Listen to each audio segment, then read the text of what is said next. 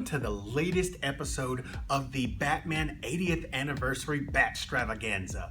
We are rolling right along to the next movie, and this one is a few years after the last one that we did, occurring in 1966 with Batman.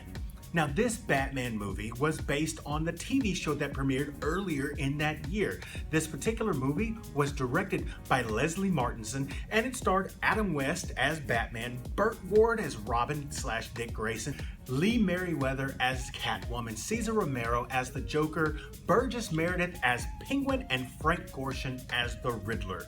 I'm going to tell you the story in a nutshell, the things I liked about it, the things that I didn't like about it, and my overall synopsis. Here's the story in a nutshell. Batman and Robin are recognized by the Gotham Police Department as deputized crime fighters.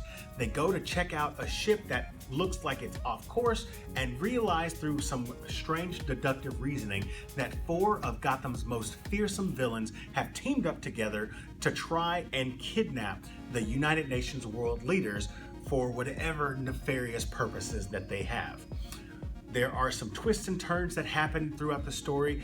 Bruce Wayne falls in love with a Russian journalist, but it just so happens she may not be exactly who she claims to be. And it looks like at some point that the villains actually succeed in the nefarious plot. So I want to start with the things that I enjoyed.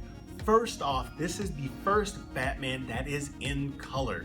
The first 2 previous entries were in black and white, and even though I can appreciate the medium, it's not something that I really want to stare at for any length of time. So for the fact that this is in glorious Technicolor, I will welcome it in open arms. Number 2 that I really enjoyed about this is that we finally got some villains that are connected to Batman lore. And not just one, but we got 4 of them with the Joker, the Penguin, the Riddler, and Catwoman. I will go to each individual portrayal here in just a moment, but I kind of want to go through some other things first. The third thing that I really enjoyed about it is that we finally got some Bat vehicles. There's a Bat boat, there's a Batmobile, they even have a Batcopter, and you know, this is the first time that we've seen the Batmobile on the big screen. It is iconic, and sometimes it may be a little gaudy, but you gotta admit, it's still really cool. Adam West as Bruce Wayne really has some charisma to him. I'm not the biggest Adam West fan, and my mom loves Adam West, so I'm sorry, Mom, but I just have to be honest, I'm not the craziest about his portrayal as Batman, but as Bruce Wayne, you can totally see his schmoozy millionaire ways. I like his portrayal there. So those are the things that I really enjoyed about Batman, the movie. So what didn't I enjoy? Well, the story. The story. It is corny. It is incredibly corny. From some of the dialogue, to some of the rationale, to the Riddler's riddles, to some of the inescapable moments and how they got out of those jams. It just screams camp. And that's one of the things that I wasn't a really big fan of with this Batman iteration, is that it's very campy. This is not the last time that we see Batman in this light, but it is the last time for a long time that we see him and I'm not saying that Batman himself is goofy, but just the tone of everything is so jokey and jovial in a way. And jovial may be the wrong word, but you kind of get what I'm saying. A lot of times it's really hard to take anybody serious in this whenever they make correlations like this. Could be any one of them, but which one? Which ones? Pretty fishy what happened to me on that ladder. You mean where there's a fish, there could be a penguin? But wait, it happened at sea. See? C for Catwoman. Yet, that exploding shark was pulling my leg. The Joker. It all adds up to a sinister riddle. Riddler. Riddler? I mean, that's kind of hard to swallow seriously. And I want to talk about the villains as a whole. And I'm going to hit each one point by point. But this doesn't mean that I dislike them all. It's just where this ended up. And I'm gonna start with the Penguin. The Penguin is the best villain out of the bunch here. Burgess Meredith does the Penguin proud in this portrayal. I really enjoyed how he really was kind of in command with this. I know nowadays everybody thinks the Joker is the biggest bad for Batman, but in this iteration, Penguin's king. And then next on down the line, I think is Catwoman, because she does have this femme fatale kind of thing. Although we don't really see her throw down, but we do see her use her feminine wiles to kind of seduce Bruce Wayne and in essence seduce Batman as well. Then next on down the line is the Joker. And is there anything wrong with the Joker in this? Not really, but he doesn't stand out. He's not the clown prince of crime here. He is, in essence, the Penguin's stooge, which makes the Penguin that much more respectable here.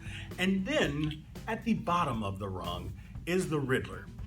The Riddler in this movie is a complete liability, because why would you want to have somebody on your team constantly giving your adversary hints?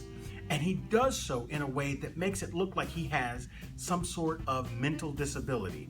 I'm not making fun of people with mental disabilities here. I'm being legitimate when I say that it seems, the way that he's portrayed, that he has some sort of mental incapability of keeping things to himself. Like he just has to get his riddles out, and if he can't get them out, you can just see him fidgety and get really kind of manic, and it's slightly uncomfortable to watch. So as far as villains in this movie, he was my least favorite. I'm not gonna go into like small little details about why when the bad guys got turned to dust, they were gray, and when the United Nations people got turned to dust, they were different colored. And so whenever they got scattered by accident, they sifted into their own colors, and that worked out fine. That's I could easily gripe about little nitpicks like that, but I don't have to. There's plenty big things to nitpick about.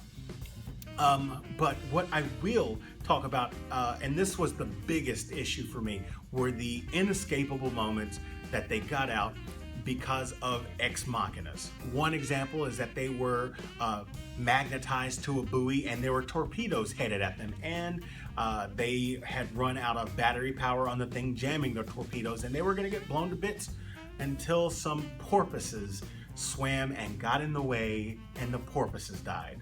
4 passing porpoises which intercept torpedoes. There ought to be a piscatorial statute. Or there was the instance where they were blown out of the sky when they were in the Batcopter, and they were spiraling to their doom, like certain doom, until they landed on a bunch of foam and it cushioned their fall. I mean, I find it very hard to take that kind of escape serious. Am I supposed to take this kind of movie serious? Probably not, especially when the tone of this iteration of Batman was supposed to be lighthearted. But this right here, even though it is a necessary cog in the Batman machine, this ain't my Batman. My mom can love Adam West and Adam West's Batman until the cows come home, and she is more than welcome to do so. I'm gonna wait for the next Batman. In essence, should you watch this? If you're a Batman fan, you've already watched this. If you are a die-hard Batman fan, this is a necessary entry in your collection. And if you just want to hang out with some friends and you're not that huge of a Batman fan and just have a few laughs at the corniness of it all, sure, absolutely, knock yourself out. So that's my review for Batman, the movie. Tell me what you guys thought about it in the comment section down below. If you enjoyed this video, hit that like button, and if you're new here, subscribe to the channel. Share this with your friends, and as always, this is Cameron with CBM Reviews. We'll see you next time.